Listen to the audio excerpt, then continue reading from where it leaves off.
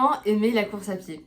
Ça, c'est une question qu'on me pose beaucoup quand on sait que je fais de la course à pied un petit peu. Je cours environ 3 fois par semaine, généralement, que je cumule avec d'autres sports, que ce soit la natation ou le vélo. Il y a beaucoup de personnes sur internet et sur les réseaux sociaux en général qui se lancent à la course à pied, ce qui nous motive donc à commencer à courir, mais il y a beaucoup de gens qui essayent et qui n'aiment pas. Alors moi, je vais expliquer un petit peu mon parcours avec ce sport et quelles sont les choses, les étapes que j'ai mis en place pour apprécier ce sport et pour pouvoir l'inclure de façon régulière en fait dans ma vie et dans mon quotidien. Alors déjà, premièrement, ce serait de trouver son pourquoi et de définir ses objectifs.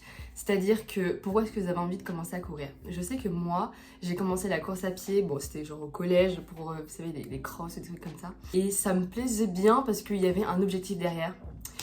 Donc maintenant on retrouve beaucoup de personnes qui courent pour justement aller courir des semi-marathons, des marathons, etc. Donc à vraiment avoir une deadline justement pour se motiver à aller courir. C'est vrai que moi j'ai pas besoin de ça. Moi j'ai beaucoup couru pendant la période début lycée, je dirais, où je courais une fois par semaine, mais c'était régulier. Toutes les semaines je courais au moins une fois 10 km, donc c'était quand même assez régulier. Et en fait c'était pas la distance qui m'importait, c'était le fait que ça soit fait de manière régulière.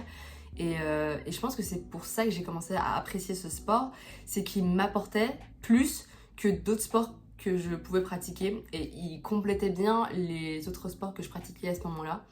Donc voilà, c'est une recherche un peu de développer un peu plus mon cardio et pour ça la course à pied s'y prêtait parfaitement. Et c'était aussi un moment où je pouvais me retrouver seule avec moi-même, où j'écoutais des podcasts ou de la musique, c'était, vous savez, genre le dimanche matin, assez tranquille, où c'était la première chose que je faisais dans ma matinée et ensuite je me sentais beaucoup mieux, enfin je me sentais trop bien, j'avais accompli mon objectif, c'était clair et au fur et à mesure j'ai commencé à progresser, etc., à ressentir vraiment le plaisir d'aller courir. Quelque chose qui prend un peu de temps à vrai dire, c'est qu'il y a beaucoup de gens qui commencent à courir et qui ne ressentent pas ce plaisir et qui le subissent et justement c'est un peu dommage quand on veut courir et que c'est justement censé être sympa et cool. Moi je prends toujours du plaisir à courir la plupart du temps.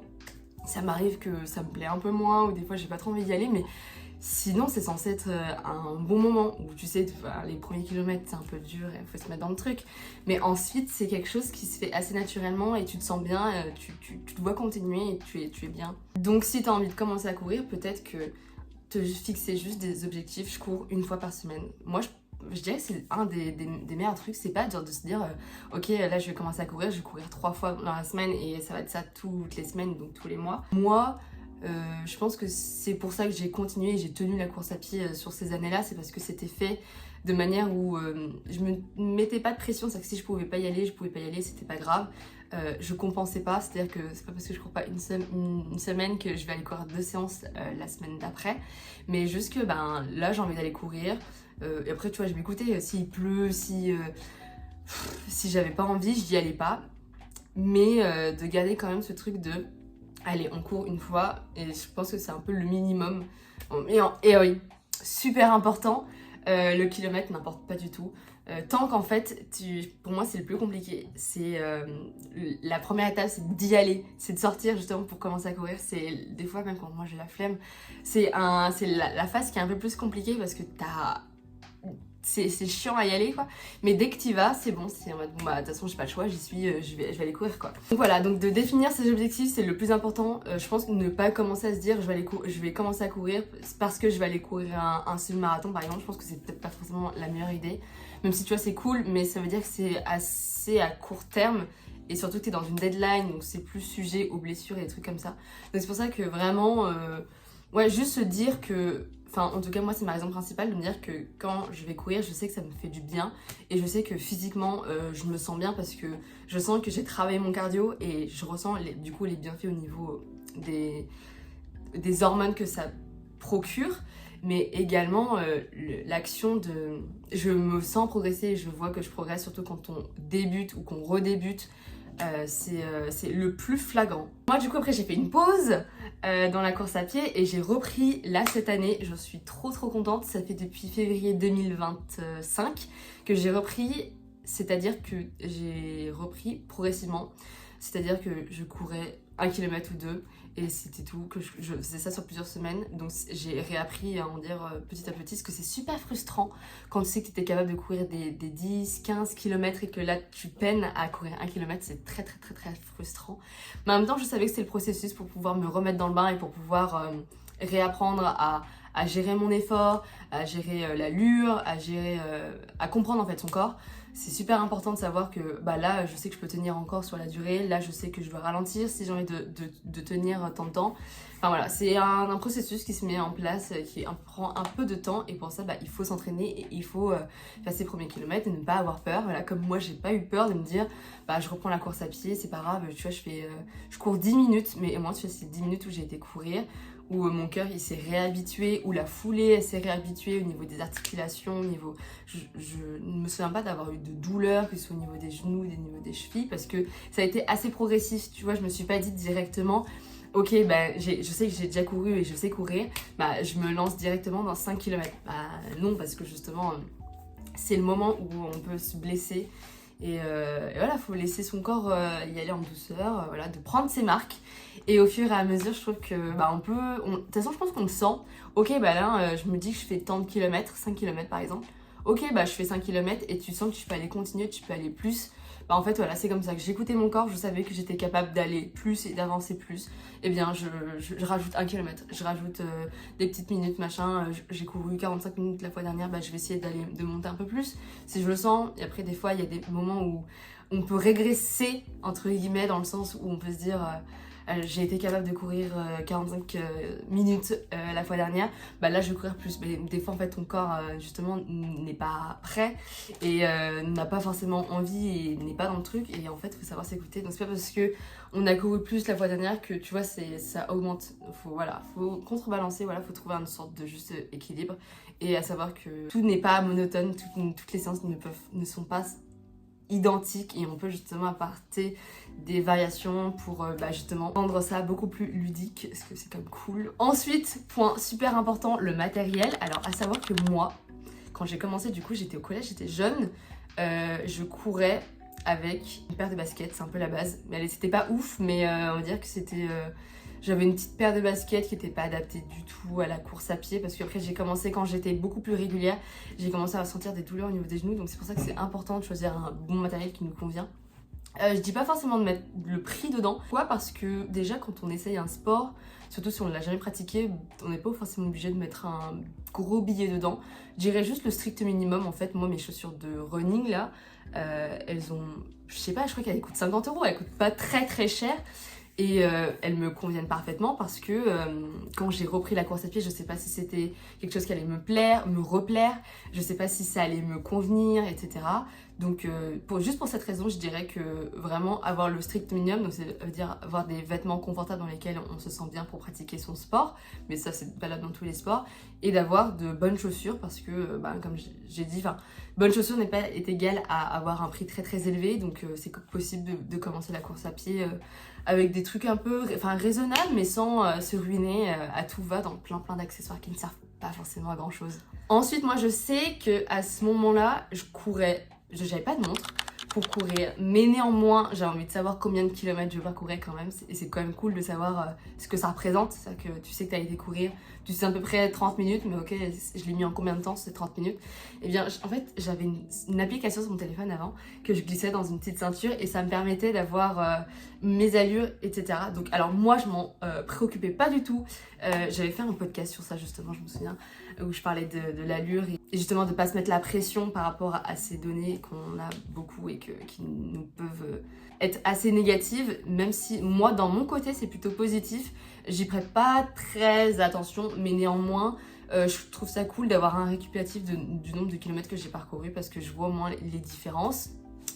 Au niveau des allures, c'est vrai que je regarde pas instantanément mon allure, mais je sais que j'aime bien faire un comparatif sur la semaine, parce que des fois ça m'arrive de faire, je sais pas, 6 km, 6 km, 6 km. Et sur ces kilomètres, je vois, ok, à ce moment-là, j'ai été plus rapide, là j'étais moins rapide. Pourquoi? Est-ce que c'est parce que j'avais décidé de faire quelque chose, une séance plus calme et du coup c'est pour ça que j'ai un rythme plus lent? Ou est-ce que parce que j'étais moins en forme et donc j'ai couru moins vite? Bah bref, c'est plein de trucs comme ça que moi j'analyse plutôt dans le global. Je suis pas là à inspecter exactement, voilà. Et en fait je trouve que c'est quelque chose qui me correspond bien. J'ai pas besoin d'avoir des données hyper performantes, mais juste d'avoir un truc assez global. Maintenant je cours avec une montre et je trouve ça cool parce que je trouve ça plus pratique. Mais c'est vrai que courir avec la montre, au début, surtout quand on débute, je sais pas si c'est forcément nécessaire, je dirais pas forcément nécessaire, même s'il y a beaucoup de gens qui le font. Je sais pas trop c'est quoi les motivations, mais si ça peut motiver, écoutez, bah en vrai c'est une bonne solution parce on peut faire plein de sports et plein de trucs avec. Enfin moi tu vois, j'étais contente en natation. En natation c'est bien un sport où je n'avais aucune conscience de ce que je parcourais, c'est-à-dire que je ne me rendais pas compte de combien de mètres je parcourais au cours d'une séance, et justement le fait d'avoir une montre, bah, c'était un plutôt bon indicatif, donc tu vois là c'est plutôt quelque chose de positif. Mais parce que voilà, je pratique d'autres sports à côté qui font que je peux la rentabiliser, l'utiliser voilà, même dans la vie de tous les jours. Mais c'est vrai que du coup, enfin, pour commencer, je dirais non, parce que tu vas pas commencer à acheter tout le matériel alors que peut-être que ça va ne pas te plaire. Mais tu vois, si tu as envie de vraiment de progresser dans ton sport, bah, c'est vrai que bah, c'est des statistiques, c'est des données qui sont importantes si on veut progresser au sein d'un sport, je dirais, parce que ça nous donne quand même une petite référence et ça nous guide. Je sais que moi, je pense que des fois, j'aurais peut-être pas poussé autant que je l'ai fait, justement parce que ben, j'avais des données où je me voyais, je me disais, putain, il me reste peut-être genre 2 petites secondes pour juste essayer d'aller chercher le dernier kilomètre ou quoi. Enfin, c'est des petits trucs qui peuvent être assez sympas. Donc, moi, je dirais, ouais, la montre, c'est cool quand on aime ça. Moi, j'ai acheté cette montre, ça faisait déjà pas mal de mois que je courais déjà. Donc, justement, j'ai vu ça comme quelque chose de plutôt positif dans l'ajout d'un support où justement, enfin par exemple tu vois, je trouve ça dingue que j'ai un récap sur toute l'année de combien de kilomètres j'ai fait. C'est un truc de dingue quand même. L'année dernière je crois que j'ai pas dû courir, et de se dire que bah en fait une séance une séance, j'ai l'impression, tu vois, moi des fois je me dis mais je cours pas énormément, et au fin de compte je me dis ouais, je cours pas énormément de ce que j'ai l'impression, mais néanmoins c'est plus que l'année précédente, tu vois. L'année précédente on était à 0, donc je pouvais pas faire moins, mais c'est dingue de se dire que voilà, une séance de 30 minutes par-ci, une séance de 30 minutes par-là, une séance de 1 heure, etc.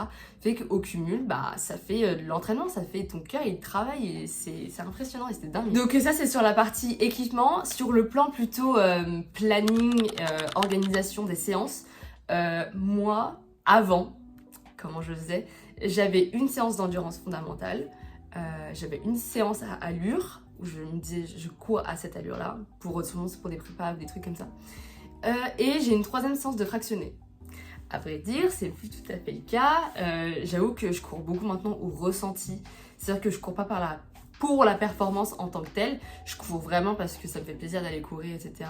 Là, néanmoins, je prépare une course, donc je fais pas comme avant. Mais à vrai dire, là, vu que je fais une course, à vrai dire, il serait judicieux d'avoir une diversification au niveau des entraînements, justement pour pouvoir m'apporter en explosivité, en endurance, etc. Ça, c'est super cool. Donc en vrai, en règle générale, si c'est vraiment pour le plaisir comme moi je le fais, je m'en fous en fait de faire du fractionné, de quoi avec des allures. Alors oui, moi je fais plutôt au cours de la séance où je me dis bah là je commence tranquille, ensuite je vais peut-être je vais un peu fractionner peut-être, et je vais finir par un sprint. Je sais que j'aime bien finir par des sprints parce que je ne travaille pas personnellement beaucoup ma rapidité, et donc au moins dans ma séance finir par 1 km où je cours à bloc, bah ça me permet de travailler de cette manière là. Donc je pense que c'est à chacun de trouver la manière dont on veut construire une séance, c'est-à-dire déjà savoir le nombre de séances qu'on veut faire, le nombre de kilomètres on veut parcourir, parce que c'est quelque chose qui est amovible. Enfin bref, toute l'année ça représente pas le même nombre de kilomètres, et même tu vois, même moi au cours de l'année il y a des mois où je cours pas. Par exemple cet été j'ai dû courir 3 fois, tu vois. Est-ce que c'est grave? Non, mais c'est parce que en fait je suis en vacances, je prends un peu du temps pour faire d'autres sports, etc. Donc il n'y a aucune pression sur ça. Mais c'est vrai que je ressens plus le fait de courir par plaisir, et donc je me prends pas de pression, juste je vais courir. et c'est un moment plus de détente ou de me dire que là, il faut que je regarde ma montre, de voir que là, elle a bipé, donc il faut que là, j'accélère et ensuite je décélère, etc. Ensuite, c'est repos. C'est quelque chose que j'aime bien pour voilà, des séances qui varient, mais à proprement parler dans la vie tout le temps en général, comment je cours, c'est pas comme ça. Donc c'est voilà, trouver son rythme. Évidemment, quand on veut préparer des courses, c'est encore un truc différent. Il y a plein d'applications qui permettent aussi justement de pouvoir trouver un rythme qui est un rythme adapté pour justement les courses qu'on veut préparer. Mais donc moi, c'est pas ce qui me concerne. Et même pour là, je dis dans 2 semaines, je vais courir une course. J'ai pas du tout de plan de préparation. Juste en vrai, je m'entraîne et on verra ce que ça donne. Même si c'est une course avec un peu de dénivelé. Mais en vrai, c'est pas grave. Je me mets pas de pression. Je sais que c'est un bon objectif. J'ai pas du tout de pression au niveau de la performance que j'ai envie de faire. Juste, j'ai envie de courir, j'ai envie de finir. Et en fait, me surpasser sur le moment même. Et je serais pas déçue dans tous les cas parce que je me lance le challenge, voilà, de sortir un peu de ma zone de confort. Parce que ça, c'est quand même quelque chose où je reste souvent forcément par facilité. Donc c'est pour ça que des fois avoir des petites séances voilà, qui bougent et qui changent, ça peut être assez cool. Justement, si justement on peut faire varier et éviter d'avoir tout le temps les mêmes séances et que ton corps soit rythmé à faire tout le temps les mêmes choses. Et enfin, je vais faire juste juste finir par l'alimentation. Alors, l'alimentation, c'est vrai qu'il y a beaucoup de gens, même moi, quand j'ai repris la course à pied, l'alimentation, elle a suivi avec. De toute façon, je vais faire une petite parenthèse alimentation. Peut-être que c'est intéressant que je fasse un sujet dédié à ça. Mais à vrai dire, moi, je mange au feeling. Donc, c'est pas parce que j'ai une activité physique que toute mon alimentation, elle va se chambouler. Mais c'est vrai que c'est intéressant, c'est quand même... en fait, c'est intéressant, mais en même temps, c'est pas, je pense, le focus qu'il faut se faire dès qu'on veut commencer ou reprendre la course à pied, mais même n'importe quel sport. Mais c'est vrai qu'avoir une alimentation diversifiée, en général, c'est quand même plutôt cool. Et ça permet à son corps d'avoir les bons nutriments et d'avoir les bonnes choses à apporter pour son corps et justement pour pouvoir faire des séances plus productives. Enfin, forcément, si tu as de l'énergie, ton corps va utiliser cette énergie en fait pour pouvoir performer, parce que forcément, si on n'a pas d'énergie, c'est un peu compliqué.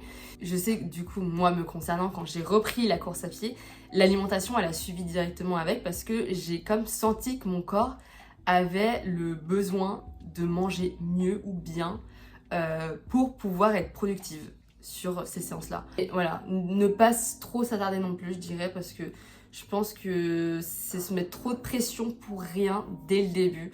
Je pense que quand on arrive à une pratique où c'est très calculé, et voilà, c'est très précis, oui, il est intéressant de se pencher sur l'alimentation et de voir les améliorations qu'on peut faire, mais quand on débute, c'est pas l'accent sur lequel moi je mettrais en premier.